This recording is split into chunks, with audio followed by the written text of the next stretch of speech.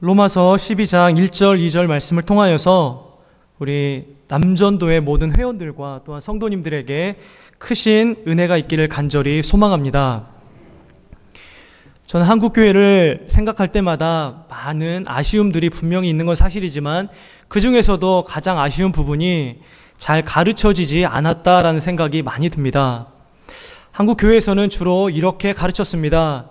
예수 믿으면 복 받는다 라고 가르쳐졌고, 예수 믿은 다음에 복을 받는데 복을 받는 통로가 무엇이냐면 이제는 죽도록 충성하고 헌신하고 봉사하면 하나님 우리를 복 주신다라고 하는 가르침을 많이 받아왔습니다.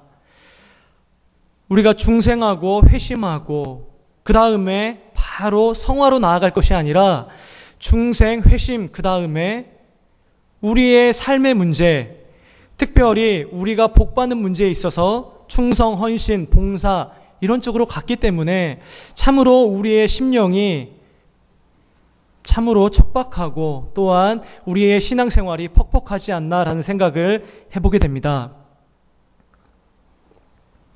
그러나 성경을 보면 성경에는 이러한 구도보다는 오히려 그리스도인의 삶을 이야기할 때 당위적인 측면에서 이야기를 합니다. 그렇기 때문에 당위적으로 하나님이 말씀을 하신다면 그 앞에 나타난 내용, 그 앞에 전제된 내용, 또한 우리의 삶을 이끌어내는 동기가 중요한 것입니다.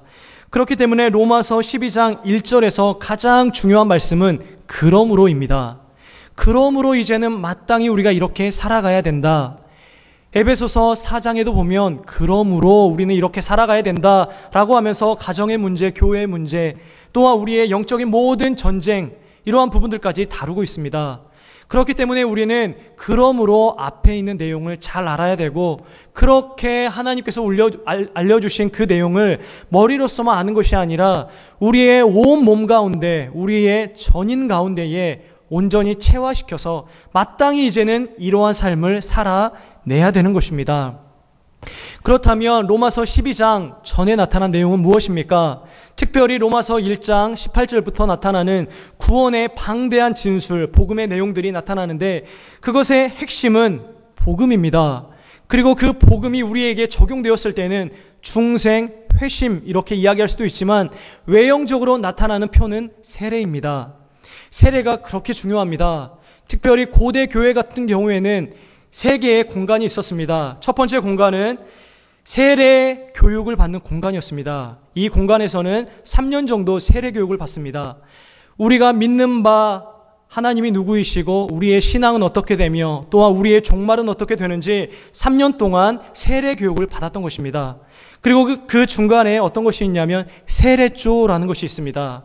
세례조는 조금 이따가 설명하도록 하겠습니다. 그리고 세례조 다음으로 예배의 처소가 있습니다.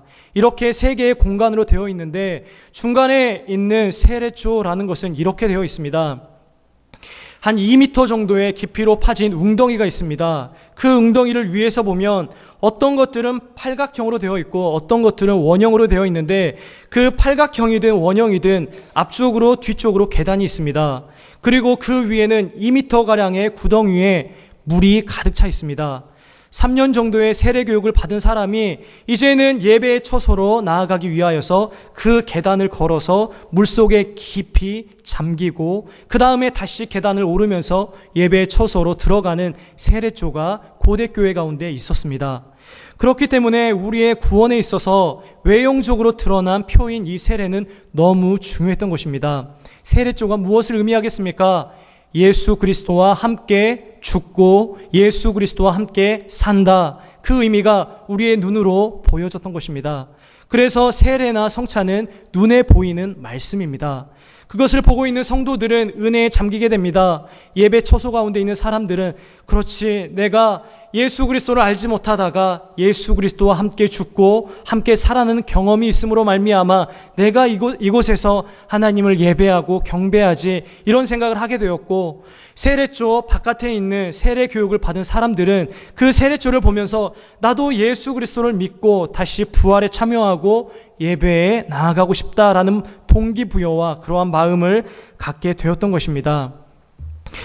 그렇기 때문에 그러므로 앞에 있는 이 모든 복음에 대한 진술, 구원에 대한 진술은 우리가 눈으로 보는 세례라고 말할 수 있을 것입니다.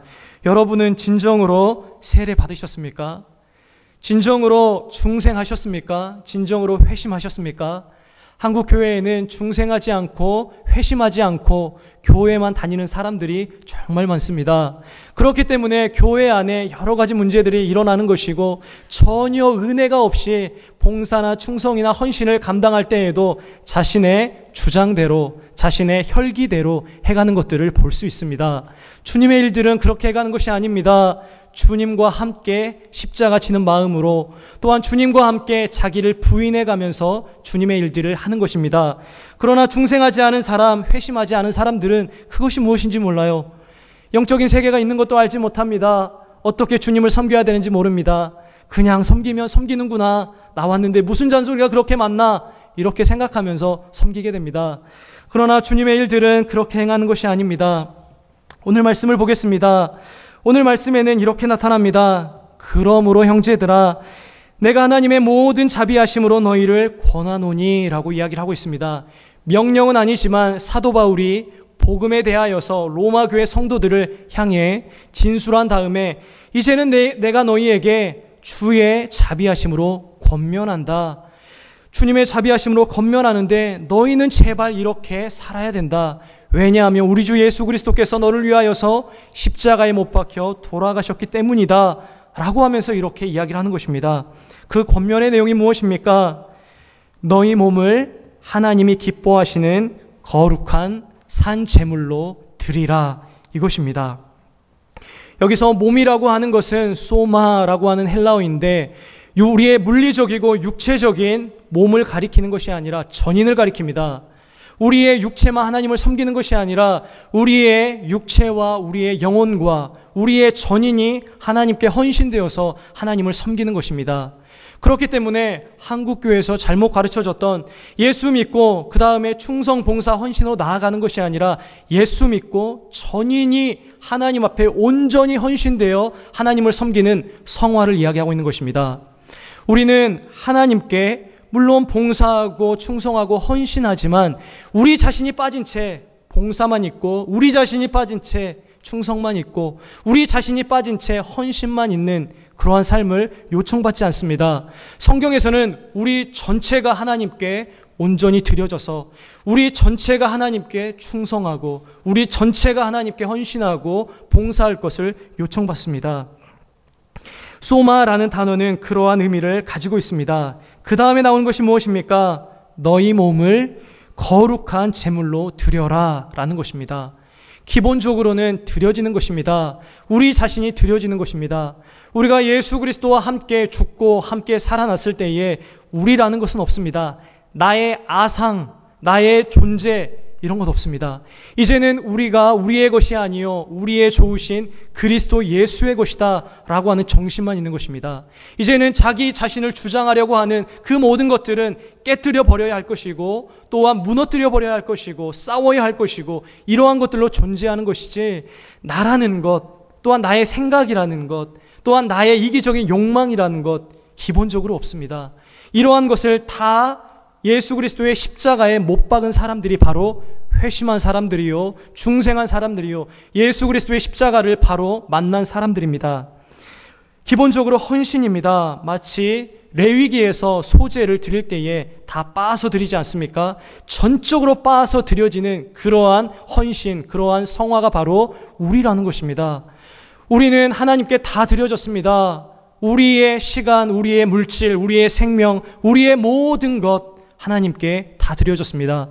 우리는 누가 찌르면 예수 그리스도, 누가 찌르면 하나님의 영광, 이러한 이야기가 우리의 입술을 통해서만 나오는 것이 아니라 우리의 전 삶을 통하여서 나타나야 됩니다. 그렇기 때문에 우리의 삶 자체가, 우리의 존재 자체가 복음이 되어야 됩니다. 많은 사람들에게 복음이 되어야 합니다. 거룩한 산 제물이라는 것은 둘째로 하나님께서 받으시는 것입니다. 하나님께서는 제물을 받으시는데 말라기에서에 나오는 것처럼 흠이 있고 점이 있는 것들, 불결한 것들, 그러한 것들을 받으시지 않습니다. 말라기를 읽어보면 하나님이 이제는 그러한 것에 지쳤다라고 이야기를 하십니다. 우리가 하나님 앞에 배우러 나오는 것, 거룩한 마음, 경건한 마음, 깨끗한 마음으로 나오면 하나님이 우리를 받아주십니다. 그러나 일주일 동안 우리가 살아가면서 전혀 거룩하지 않고 불결하고, 제물로 표현하자면 흠이 있고 점이 있고 아주 불결한 그러한 제물이 되어 있는데 하나님께 배우러 나왔다면 하나님을 근심시켜드리는 존재가 되는 것입니다. 우리의 존재 자체가 하나님의 슬픔이요 하나님의 근심이 되는 것입니다. 그렇기 때문에 사도 바울이 로마서 12장 1절에서 산 제물, 거룩한 산 제물이라고 이야기했을 때에는 하나님께서 받으심직한 거룩한 제물입니다. 우리는 늘 우리의 삶 속에서 거룩함을 유지해야 됩니다. 이것이 하나님이 우리를 부르신 우리의 성화의 삶 가운데에서 첫 번째 의무입니다. 그리고 우리의 목적입니다. 우리가 다른 어떠한 일들을 열심히 감당하고 있다고 할지라도 우리가 하나님 앞에서 거룩하지 않다면, 경건하지 않다면 우리는 하나님 앞에 내침받을 것입니다. 우리는 슬피 울며 이를 갈미 있을 것입니다. 그렇기 때문에 우리 자신이 늘 구별되어서 하나님 앞에 거룩한 제물 되기를 기도하시고 그렇게 살아가시는 성도님들 되시길 간절히 소망합니다. 그 다음에 나타난 말씀이 무엇입니까? 너희 몸을 하나님이 기뻐하시는 거룩한 산 제물로 드리라 라고 한 다음에 이는 너희가 드릴 영적 예배니라 라고 이야기를 하고 있습니다. 예배, 늘 우리가 듣는 단어 아닙니까? 여기에서의 예배는 프로스크네오라고 하는 외적인 예배를 이야기하고 있지 않습니다. 헬라어 단어를 살펴보니까 라트레이안을 사용하고 있습니다. 이 라트레이안은 내면에서 우러나오는 예배, 오히려 경배라고 표현해야 더 적당한 표현입니다. 우리는 하나님 앞에 물론 외형적으로도 이렇게 모여서 예배해야 되고, 또한 우리의 삶 속에서 분명한 형식을 갖추고 또 하나님께서 말씀하신 대로 하나님을 예배해야 되는 것이 맞습니다. 그러나 그 중심은 어디에 있어야 되냐면 영적 경배에 있어야 됩니다. 우리의 하나님을 하나님으로 알고 나는 하나님의 백성이요 하나님의 자녀이다. 그러므로 나는 이제 하나님의 백성답게 살아가야 된다라고 하는 분명한 의식을 가지고 살아가야 우리 자신에게도 혼동스럽지 않고 우리의 모든 섬김과 충성과 봉사와 헌신이 자연스럽게 흘러갑니다. 우리의 신앙생활의 가장 독특한 특징 중에 하나는 자연스러움이에요.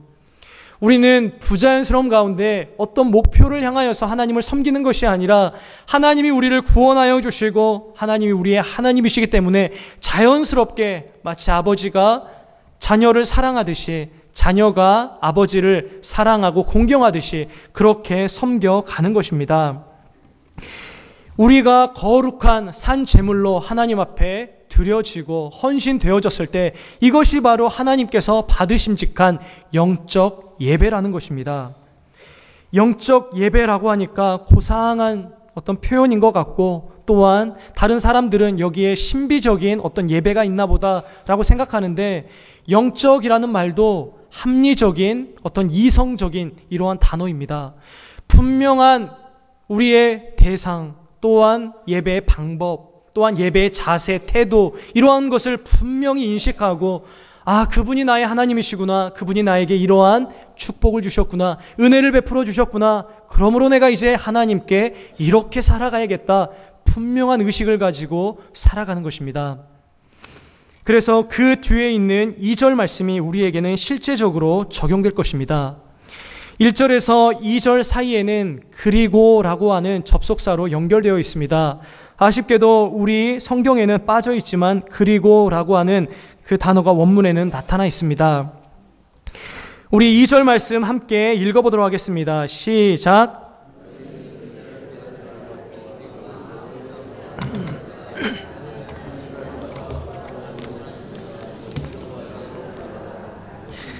아멘.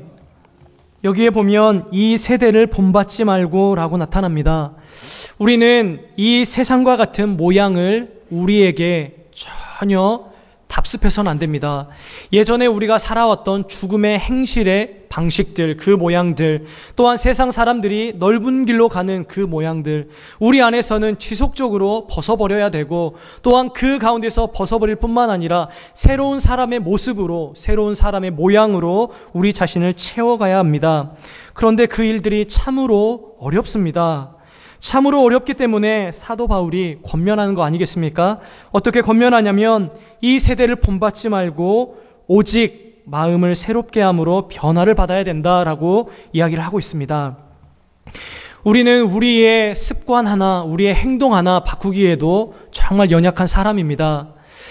3살 버릇 80까지 간다는 말이 있고 10년 전에 봤는데 10년 전에 본 그 모습 그대로 지금도 그러한 모습을 하고 있는 사람들을 많이 보게 되어집니다. 왜 그럴까요? 우리의 행동, 우리의 습관 하나, 또한 우리의 마음, 이러한 것들은 정말 우리의 의지적으로 우리의 마음대로 조정할 수 있는 것이 아니기 때문에 그렇습니다. 물론 죄와 관련되지 않은 어떤 생활 습관에 관련된 부분들, 이러한 부분들은 고쳐갈 수 있겠죠. 그런데 죄와 관련된, 특별히 옛사람, 옛자와 관련된 그러한 부분들은 고쳐가기가 좀처럼 쉽지 않습니다. 그렇기 때문에 우리는 마음을 새롭게 해라 라고 하는 이 말씀을 받을 때에 바울이 이미 로마서 8장 9절에 나타난 것처럼 그리스도의 영을 받아 새롭게 해야 된다는 말씀을 기억해야 됩니다. 우리의 마음은 우리 스스로 조정할 수가 없습니다. 큰 배를 움직일 때에도 키로 움직여지지 않습니까? 작지만 그 키에 의하여서 움직여지지 않습니까? 이번에 세월호 사건만 보더라도 그 키가 얼마나 중요한지, 그렇게 운행하는 사람이 얼마나 중요한지 우리가 보지 않았습니까? 그런 것처럼 우리의 전삼, 우리의 육체와 영혼을 포함한 전인이라고 할지라도 이 마음에 의하여서 조정당합니다. 우리의 마음이 하나님을 향하면 우리의 전인이 하나님을 향하게 되어 있고, 우리의 마음이 세상을 향해 있으면 우리의 전인이 세상을 향하게 되어 있습니다. 그래서 잠언에는 무릇 지킬 만한 것보다 내 마음을 지켜라. 생명의 근원이 이에서 남이니라 라고 말씀하였던 것입니다. 우리는 이 마음을 우리 스스로 바꿀 수 없습니다. 그리스도의 영으로 말미암아, 성령으로 말미암아 우리의 마음이 바꿔지는 줄로 믿습니다. 그렇기 때문에 기도하는 것입니다. 그렇기 때문에 은혜의 장소, 은혜의 처소 가운데 나오는 것입니다. 이 은혜의 방편에 참여하는 것이에요. 우리의 마음이 우리의 뜻대로 되어지지 않기 때문에 그렇게 하는 것입니다. 그렇다면 마음은 세상을 향하는 방향에서 이제 하나님을 향하는 방향으로 이제 바꾸고 싶은데 어떠한 목적과 어떠한 분명한 동기 가운데에서 우리가 그렇게 바꿔줘야 될까요? 그 다음 부분입니다. 하나님의 선하시고 기뻐하시고 온전하신 뜻이 무엇인지 분별하도록 하라. 여기에 있습니다. 하나님께서 우리를 구원하신 목적은 물론 우리 자신이 하나님의 일들을 감당하는 것, 또한 하나님께서 우리를 통하여서 이러한 믿지 않는 사람들을 구원하고 또 하나님 나라를 확장해 가는 것, 분명히 우리의 목적입니다. 하나님께서 우리를 구원하신 목적입니다. 그러나 하나님께서 그 원뜻을 하나님께서 보이셨는데 그것이 바로 뜻입니다. 하나님의 뜻은 이런 것이다. 나의 의도는 이런 것이다. 나의 목적이라는 것이 이런 것이다. 내가 너희를 구원하였는데 이러한 뜻과 이러한 의도와 이러한 목적 가운데서 너희를 구원하였다. 그러므로 너희는 이러한 뜻 가운데 살아야 되는데 그 뜻이 무엇인 줄 아냐? 나의 선함 가운데 또한 나의 기뻐함 가운데 나의 온전함 가운데 세운 뜻이다 라고 이야기를 하고 있습니다. 하나님의 뜻이 무엇이겠습니까? 하나님께서는 우리 전체, 우리 전인이 또한 우리 교회 전체가 예수 그리스도를 드러내기를 원하십니다. 우리 자신이 작은 예수가 되어 예수 그리스도를 드러내기를 원하십니다. 마태복음을 보면 예수 그리스도께서 이 세상에 계셨을 때에 복음을 가르치시고 또한 전파하시고 또한 치유하시고 긍휼을 베푸시는 사역들을 했다라는 것이 10장에 나타납니다. 예수 그리스도께서 이 땅 가운데 계시면서 사셨던 그 삶을 이제는 예수 그리스도의 피값으로 산 우리를 통하여서 그러한 삶을 온전히 구현해 가는 것이 하나님의 뜻입니다. 그것이 하나님의 목적이고 하나님의 온전함이고 하나님의 기뻐하심입니다. 우리 모두가 예수 그리스도를 닮아갈 때에, 또한 예수 그리스도의 모습대로 살아갈 때에 하나님은 우리의 모습을 통하여서도 영광을 받습니다. 열매가 있어야만 영광을 받는 것이 아닙니다. 우리 자신이 예수가 되어서 예수 그리스도의 모습대로 살아가는 그 모습을 통하여 하나님은 영광을 받으십니다. 예수 그리스도를 기뻐하셨던 것처럼, 예수 그리스도를 사랑하셨던 것처럼 우리를 통하여서 하나님이 그 사랑과 그 기쁨을 드러내 보여주시는 것입니다. 이러한 뜻 가운데 살아가야 할 우리인데, 이러한 뜻 가운데 살아가기 위하여서는 마지막 동사가 중요합니다. 온전하신 뜻이 무엇인지 마지막에 어떻게 나타납니까? 분별하도록 하라, 이렇게 나타납니다. 우리는 이 세상을 분별해야 되는데, 이 분별이라는 단어가 단지 우리의 사전적인 의미로 다가온, 지금까지 상식적으로 우리의 경험 가운데 다가온 그러한 단어가 아닙니다. 여기에서 쓰인 단어는 도키마제인이라고 하는 것인데, 기본형은 도키마조라는 단어입니다. 어디에 쓰였냐면 야고보서 1장 2절에 쓰여 있습니다. 야고보서 1장 2절에 보면 시험이라고 하는 단어가 똑같은 어원을 가지고 있습니다. 물론 야고보서 1장 2절에 나타난 시험은 베드로전서 1장 6절에 나타난 시험과 다른 시험입니다. 베드로전서 1장 6절에 나타난 시험은 외부적인 압력에 의한 환난과 핍박으로 말미암아 겪게 되는 시험인데, 야고보서 1장 2절에 나타난 시험은 우리의 내면 가운데서 나타난 시험입니다. 그렇기 때문에 여기에서는 이렇게 번역될 수 있을 것입니다.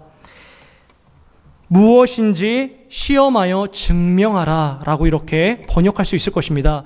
우리 안에서 그것이 무엇인지 시험하여, 우리의 내면을 시험하여, 우리의 삶을 통하여서, 우리의 전인을 통하여서, 특별히 몸을 통하여서 증명하라 라는 단어가 될 것입니다. 하나님께서는 우리가 예수 그리스도의 모습대로 살아가기를 원하십니다.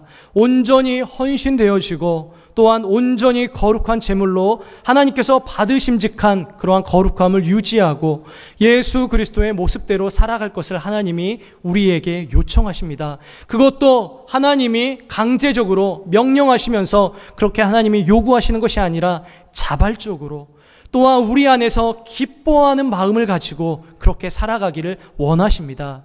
그러므로 너희는 내가 이러한 구원을 예수 그리스도를 통하여서 주었던 것처럼 이제는 나를 위하여서 이렇게 살아가거라 라고 권면하는 것입니다. 생각해 보십시오. 우리에게 예수 그리스도의 은혜라는 것이 얼마나 시시각각 변합니까? 우리의 상황과 환경에 따라서 변하기도 하고 우리의 감정에 따라서 변하기도 합니다. 때로는 예수 그리스도의 십자가가 감상적으로 다가옵니다. 예수 그리스도의 십자가를 찬양하거나 또한 예수 그리스도를 위하여서 살아간다는 이러한 말씀을 들을 때에 감상적으로 다가올 수가 있어요. 아, 그래, 그렇게 예수 그리스도가 나를 위하여서 돌아가셨는데 이젠 내가 그분을 위하여서 이제 좀 살아야지. 감상적으로 다가올 수 있습니다. 눈물을 흘릴 수도 있습니다. 때로는 추상적으로 다가올 수 있습니다. 2000년 전에 팔레스타인 땅에서 일어난 사건이기 때문에 우리가 직접 보고 목격한 사건이 아니기 때문에 추상적으로 다가올 수 있습니다. 때로는 사변적으로, 현학적으로 다가올 수도 있습니다. 그러나 생각해 보십시오. 하나님께서 이렇게 요구하시는 이유는 예수 그리스도의 십자가가 우리에게는 그렇게 감상적으로, 추상적으로, 사변적으로, 현학적으로 다가올지라도 하나님께는 항상 팩트입니다. 항상 사실입니다. 가장 분명한 사실, 가장 확고부동한 사실, 하나님께는 늘 예수 그리스도의 십자가가 확고부동하게 사실로 존재하는 것입니다. 그러니까 가감없이 우리에게 요청하시는 것이에요. 실제적으로 요청하시는 것입니다. 이제는 너희의 모든 전 인격을 동원하여서 내 아들 예수 그리스도를 위하여 살아라라고 요청하시는 것입니다. 하나님의 분명한 메시지가 여기에 있는 것입니다. 우리는 하나님을 알아야 됩니다. 그 하나님이 예수 그리스도의 십자가를 어떻게 생각하는지, 하나님이 기뻐하시고 온전하시고 선하신 그 뜻을 내비추셨는데 어디에서 내비추셨는지 우리는 먼저 그것을 알아야 됩니다. 그리고 우리가 그 예수 그리스도의 온전한 선함, 그 다음에 온전함, 기뻐함, 이러한 것이 우리 가운데에서 자연스럽게 정말 고백되어질 수 있도록 그렇게 우리가 하나님 앞에 우리 자신을 세워 가야 됩니다. 두 번째는 그렇게 아는 것으로는 끝나면 안 됩니다. 실제적으로 살아야 됩니다. 2000년 전에 예수 그리스도의 십자가를 목격한 사람들보다 더 분명하게 이제는 예수의 정신을 가지고 살아야 됩니다. 열심히 살라고 말씀드리는 것이 아닙니다. 제대로 살라는 것입니다. 우리가 누군가에게 보이기 위하여서 열심히 살 수 있습니다.